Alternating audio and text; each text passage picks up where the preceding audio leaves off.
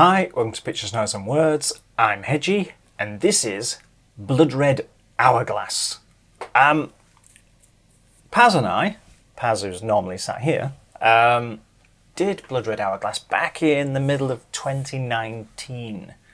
And I really liked it, and Paz liked it. He just wasn't totally sold, but I really liked it, and we did a song called The Unfinished Story back in 2019.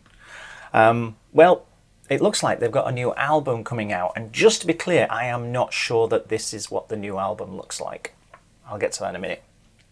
But they've got a new song out, new video, Drag Me the Rain, which, from what I can discover, and I've had to look around a little bit because it wasn't really easy, the album's going to be called Drag Me the Rain.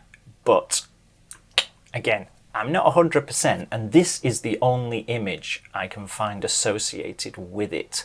So I think this is the title track of the album, and I think the album's going to look like that. Don't blame me if it doesn't turn out to be true, because there's not a fat lot of information about the new album. So there you go.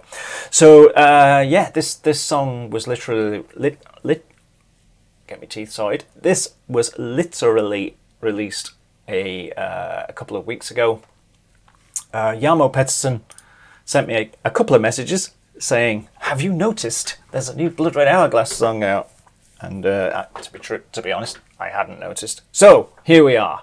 Let's make up for it. Like I say, I like this. I liked them last time. I haven't watched this because everyone likes a surprise, even me. Let's go and find out together.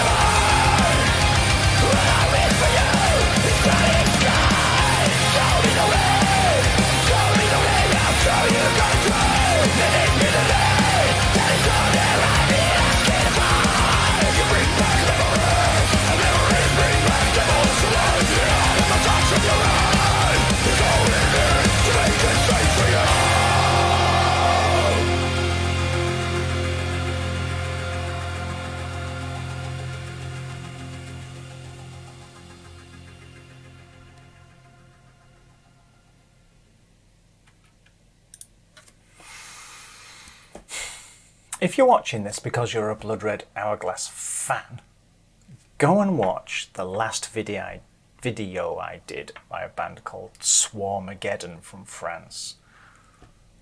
And the reason for that is these are not the same. Okay, so let's put that out of everyone's mind for a start. I'm not saying that these are the same as Swarmageddon. They are different kinds of bands. But I was listening to this and I was listening to the production, and I think there might be room, because there's always room for another genre. I think there might be room for another genre, but I don't know what to call it. I think we should call it something like Clean Death or something like that, because this production and the production of the Swarmageddon one that I did, I can remember that really well because it was 10 minutes ago. The production is so clean on them, but still so good. It used to be the case back in the day, like 10 years ago or something, when production, if it got cleaned up, if you were a kind of a heavy band, or you wanted some power and some grr in your production, if you cleaned it up, you killed that heaviness. And then someone who became a master of production, of keeping all the heaviness and keeping it clean, was Devin Townsend. And again, I'm not comparing this to Devin Townsend. Clearly, there's completely different things.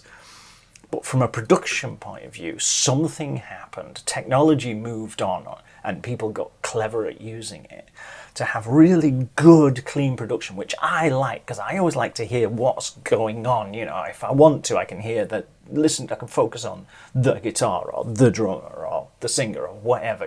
And for that, you need production that gives them all their own space. And production's got so good now that you can have really clean sound, but still retain all of that power, and, you're still keeping the grr. So, and this is a great example, as was the Swarmageddon one, which I keep referring to. So I think that we need a whole new genre called something like Clean Death. Does that sound good? No, it doesn't. But you know what I'm saying? Last time I did this, I'm pretty sure I said they reminded me of Dark Tranquillity. And so does this. It reminds me. But that's a great thing. I'm a big fan of Dark Tranquillity. And Dark Tranquillity, the only reason I use them as the reference is they're the band I first latched onto doing this kind of sound. So it's not that I'm saying they're like Dark Tranquillity or copying them, but everyone has that touchstone that they go to, that's their reference point, isn't it, for a particular sound, So it's really good stuff. I loved that guitar, the riff, the melody, the guitar melody that's running through this. It just, you think, that's really effective. It's really good. But you've got the drums with that fantastic production just cutting right across the thing without flooding it, without drowning it, So everything fits together really well. His voice has its own space in the mix and just really adds to the power of the thing, And at the end of the day, doing stuff like this is all about the different textures that you're getting in there, from the drums, from the guitar, from the vocals, from whatever, from the keyboard player who was not in the video. Was he? Maybe I didn't see him. You've got all of this stuff, and it all comes together to make this fantastic, multifaceted thing. I've run out of words then. Just can't follow multifaceted with thing. I speak good England. It's just really, I love this stuff. It's so well put together, and there's such a lot of work gone into it, of course, to create this. I've been saying this a few times lately. There's bands that go, that'll do, and they make a song and go, that'll do. And then there's bands like this, you get the feeling they've been tinkering with this for a while. They've said, that won't quite do. We could do something here, we could do something in there. That change in the middle, where it all just suddenly stopped, was quite abrupt. I think the song could have been longer. It's what? Let's have a look. 4 minutes. And that abrupt change in the middle was so abrupt that it felt like the sort of change you would have in a longer song. So like something that was more progressive, where you would change so completely, and then you would have plenty of time to build it all back up in a way. But you've only got 4 minutes here. And I'm not saying, I don't know if it was on the 2 minute mark, it's not like I was looking, but somewhere in the middle, it had this abrupt change, and it was a big change. It almost stopped the song and started a different song, you know. Yes, they brought it back, and I'm not saying, and I still loved the whole thing. This whole thing was still great. It just, I'm not even saying it as a criticism, I'm just saying it as something that made me go, ooh, that was a big stop and start, you know. It was literally stop, new thing. They didn't transition, they didn't blend, they just went stop, start something else, and then come back later, which is not exactly a new invention or anything, but it was a sort of thing. It was so abrupt and it was so different. You felt like if it was a 7 minute song, it would have made more sense. It just, I don't know, just that. But I'm really nitpicking. It was just something that made me go, ooh, that's a bold move. But yeah, I mean, can't take anything away from it. Fantastic stuff. So yeah, song Drag Me the Rain from the album, I think, Drag Me the Rain, which is, I don't think has a date yet. I've not seen anything. I can't find any information about the album. And then there's this picture associated with it that may be the album cover and may not. So that's vague, isn't it? This is why you come here, for all of this superb information. But I think Blood Red Hourglass have got lots of fans. So I think they'll be fine with my vague information. Let me know what you think. I whittled on a little bit there, but I really like that. And I'll see you soon. Bye bye.